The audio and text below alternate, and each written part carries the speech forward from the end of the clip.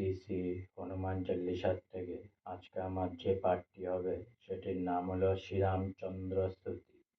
শ্রীরামচন্দ্র কৃপালু ভজু মন হরণ ভব ভয় দারুণম নবকুঞ্জ লোচন মুখ কর কঞ্জ পথ কঞ্জারুণম কন্দব অগণিত অমিত ছবি নব নীল নীরদ সুন্দরম পটপীঠ মানুহ তরিত লুচি সূচি নমি জনক সুতা বরম ভজু দীনবন্ধু দীনেশ দানব দৈত্য বংশ নিকন্দনম রঘুনন্দ আনন্দকন্দ কৌশলচন্দ্র দশরথ নন্দনম শির কীট কুন্তল তিলক চালু উদার অঙ্গ বিভূষণম আজানুভুজ স্বর চা চাপধর সংগ্রাম জির খর দূষণম ইতি বদতি তুলসীদাস শঙ্কর শেষ মণি মনোরঞ্জনম মম হৃদয় কঞ্জনিবাস কুরু কামাদি কদ্দল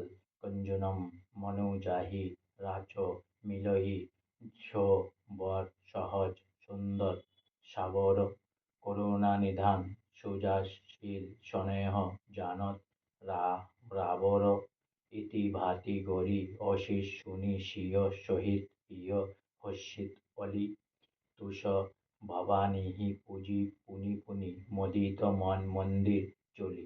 আজকে আমার শ্রী শ্রী বজরংবলীর হনুমান চল্লিশার যে পাঠটি পড়লাম শ্রী রামচন্দ্র স্তুতি এখানে সমাপ্ত হলো। তাই অনেক অনেক সাবস্ক্রাইব করুন, অনেক অনেক লাইক করুন আর সঙ্গে বলুন জয় শ্রীরাম।